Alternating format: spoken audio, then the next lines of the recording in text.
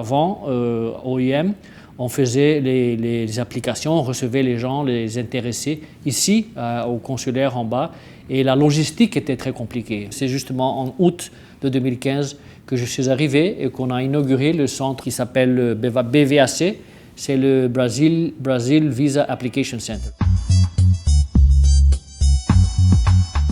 Je me rappelle beaucoup du jour qu'on est allé inaugurer le BVAC.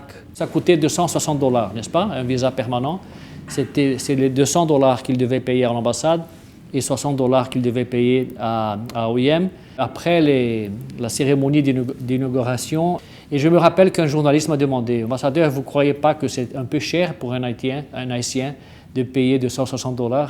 Et moi j'ai répondu, si vous croyez que c'est cher, je crois que c'est beaucoup moins cher que payer $2000 ou 3000 ou 4000 ou 5000, justement à ces groupes des faux professionnels qui disaient aux Haïtiens qu'ils pouvaient les envoyer au Brésil d'une façon ou de l'autre, généralement dans des façons très dangereuses pour les Haïtiens.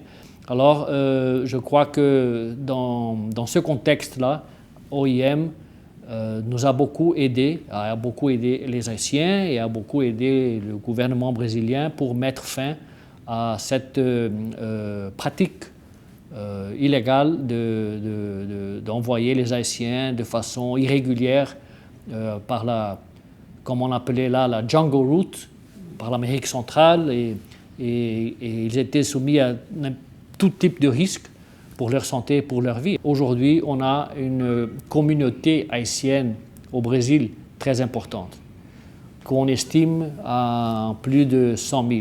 Et je crois que c'est très positif pour les deux côtés, pas seulement pour les Haïtiens, mais pour le Brésil aussi, parce que c'est une culture nouvelle que vous nous apportez, que les Haïtiens nous ont apportée au Brésil, et qui est très importante pour nous. Le Brésil qui est un pays de migration, n'est-ce pas? On est formé par les migrations et il nous manquait les Haïtiens.